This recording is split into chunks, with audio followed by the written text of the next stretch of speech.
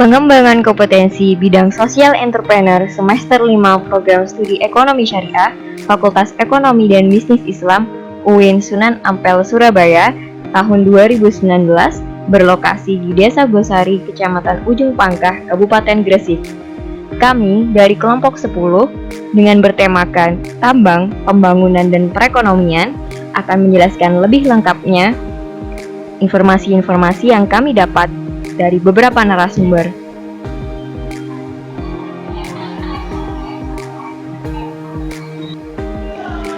Untuk narasumber yang pertama yaitu Ibu Inayati selaku warga sekaligus tuan rumah pada Homestay 16. Beliau mengatakan bahwa tambang yang ada di Gosari merupakan milik PT Palawija Gosari Group. Jadi, untuk siapapun yang ingin memiliki lahan tambang harus membeli pada PT Palawija. Lahan tambang dijual dengan sistem peta dengan kepemilikan individu. Pemilik tambang adalah warga Gosari sendiri. Menurut Ibu Inayah, tambang tersebut lebih dari 20 tahun karena ketika beliau pindah ke Gosari, tambang tersebut sudah ada. Pekerja tambang tidak hanya berasal dari penduduk setempat yang menjadi mayoritas, tetapi juga berasal dari luar daerah seperti Tuban dan Blitar. Beliau juga menjelaskan dengan adanya tambang membawa dampak positif untuk perekonomian warga sekitar karena bisa menjadi sumber penghasilan. Dari tambang tersebut dihasilkan batu kapur dengan kualitas yang tidak selalu baik. Untuk batu kapur dengan kualitas baik akan diolah untuk menghasilkan batu bata yang nantinya akan didistribusikan atau dijual ke penjual di daerah lain. Sedangkan untuk batu kapur dengan kualitas yang kurang baik akan dijadikan pedel yang digunakan dalam istilah Jawa disebut uruk.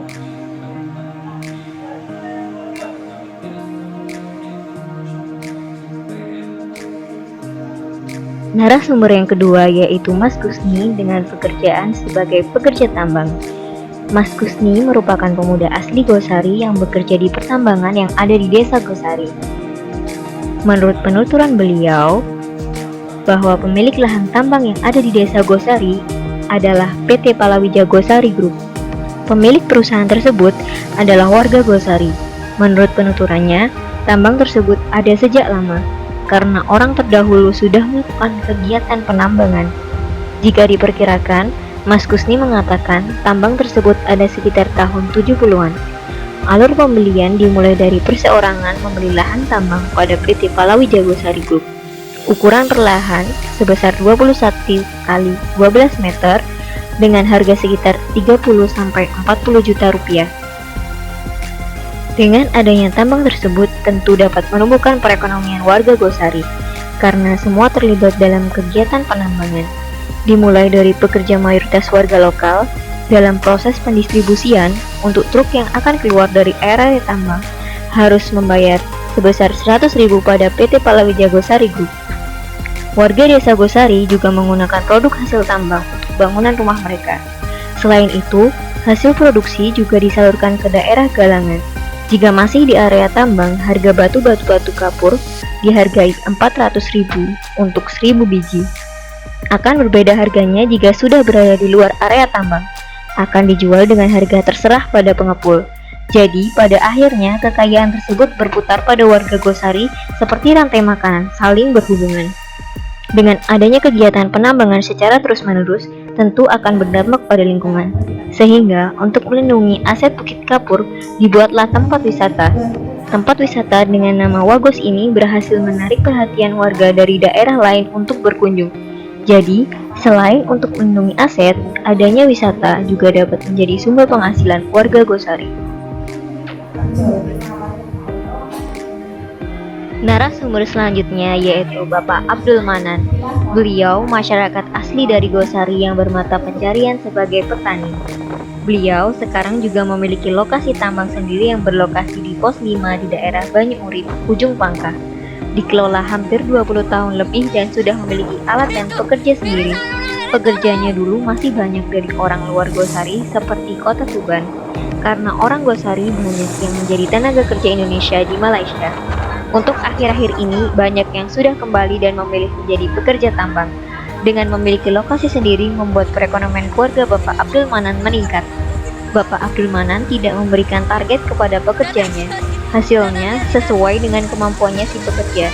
Dalam sekali tambang bisa mendapatkan 1.500 sampai 3.000 biji batu kapur.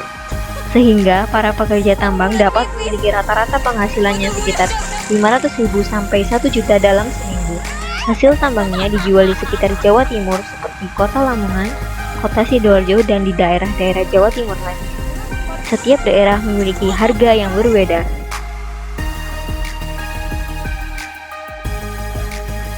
Narasumber selanjutnya yaitu ibu-ibu pekerja tambang. Para pekerja tambang rata-rata adalah warga desa Gosari sendiri. Mereka bekerja sejak kecil. Ibu-ibu pekerja tambang tersebut bekerja sebagai mendaur ulang batu kapur yang tidak berbentuk kotak seperti bata atau sisa-sisa batu kapur. Kemudian digiling hingga menjadi serbuk halus kapur.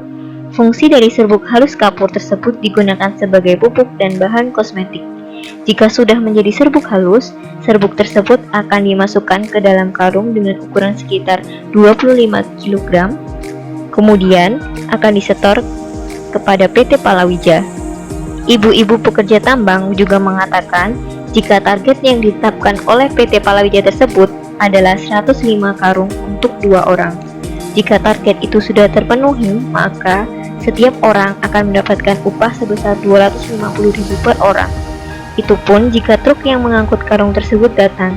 Artinya, ibu-ibu pekerja itu akan mendapatkan upah jika 105 karung tersebut sudah terangkut oleh truk. Tetapi, jika belum terangkut, maka ibu-ibu tersebut tidak mendapatkan upah. Ibu pekerja tambang tersebut tergolong pekerja musiman karena pada saat musim kemarau, ibu pekerja tambang akan bekerja di tambang, tetapi ketika musim penghujan, ibu-ibu tersebut beralih bekerja ke hutan atau kebun. Karena pada saat musim penghujan, batu kapur tersebut tidak bisa digiling menjadi serbuk kapur, sehingga ibu-ibu tersebut harus mencari mata pencaharian lain untuk menghidupi keluarganya.